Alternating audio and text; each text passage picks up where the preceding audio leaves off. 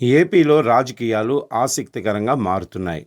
ఎన్నికల్లో దారుణంగా ఓడిపోయిన వైఎస్ఆర్ కాంగ్రెస్ పార్టీని నిర్వీర్యం చేయాలని కూటమి ప్రభుత్వం ప్రయత్నాలు చేస్తుంది. అందులో భాగంగానే ఆ పార్టీకి కీలక నేతలు గుడ్ బై చెప్తూ వచ్చారు. పార్టీలో నంబర్ 2 స్థాయి కలిగిన నేతలు సైతం వైఎస్ఆర్ కాంగ్రెస్ పార్టీని వీడారు. గత 5 ఏళ్ల పాటు పదవులతో పాటు ఆ పార్టీలో గౌరవం పొందిన నేతలు సైతం ఎవరి దారి వారు చూసుకుంటున్నారు. ఇప్పటికే మాజీ మంత్రులు, ఎమ్మెల్యేలు వరుసగా పార్టీకి రాజీనామా చేశారు. రాజ్యసభ సభ్యులతో పాటు ఎమ్మెల్సీలు సైతం పదవులను వదులుకున్నారు. విజయసాయిరెడ్డి లాంటి నేత వైసీపీకి గుడ్ బై చెప్పడం ఆందోళన కలిగించే అంశమే.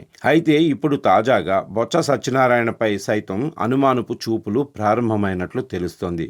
వాస్తవానికి బొత్స సత్యనారాయణపై జనసేన అధినేత పవన్ కళ్యాణ్ ఫోకస్ పెట్టినట్లు ప్రచారం జరుగుతుంది. అందుకు అనుగుణంగానే బొత్స పవన్ కళ్యాణ్ను ఎక్కడ కలిసినా ఆప్యాయంగా పలకరిస్తున్నారు. వైఎస్ఆర్ కాంగ్రెస్ పార్టీ నేతలకు భిన్నంగా బొత్స వ్యవహరిస్తున్నారు. అసెంబ్లీ ప్రాంగణాల్లో ఎదురుపడినప్పుడు ఆప్యాయ పలకరింపులు, ఆలింగనాలు చేసుకుంటున్నారు.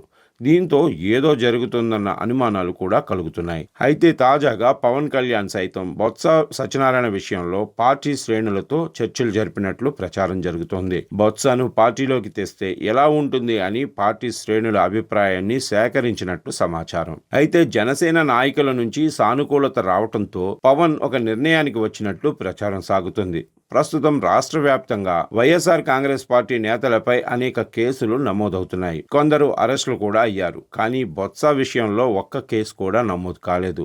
ఆయనకు వ్యతిరేకంగా ఎవరూ మాట్లాడటం లేదు. అయితే వైఎస్ఆర్ కాంగ్రెస్ ప్రభుత్వంలో 5 ఏళ్ల పాటు మంత్రిగా పనిచేశారు బొత్స. కానీ ఎన్నడూ రివెంజ్ రాజకీయాలు నడపలేదన్నది ఆయనపై ఉన్న మంచి ముద్ర. అందుకే కూటమి ప్రభుత్వంలో సైతం ఆయనకు సరైన గౌరవం దక్కుతుంది.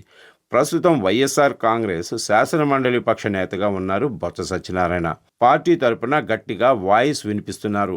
అటువంటి నేతను జనసేనలోకి తెచ్చుకుంటే వైఎస్ఆర్ కాంగ్రెస్ పార్టీకి దెబ్బతీయవచ్చని పవన్ భావిస్తున్నారట. ఉత్తరాంధ్రలో పట్టున్న నాయకుడు బొత్స సత్యనారాయణ. విజయనగరం జిల్లాలో అయితే 4 నియోజకవర్గాలు ఆయన కుటుంబ సభ్యుల చేతిలో ఉంటాయి. మిగతా నియోజకవర్గంలో సైతం ఆయన ప్రభావం చూపించగలరు. ఉత్తరాంధ్రలో బలమైన తూర్పు కాపు సామాజిక వర్గంలో పట్టున్న నేత. అందుకే ఆయనను జనసేనలోకి రప్పించుకుంటే పార్టీ బలోపేతం అవుతుందని పవన్ కళ్యాణ్ భావిస్తున్నారట. మరి ఏం జరుగుతుందో చూడాలి.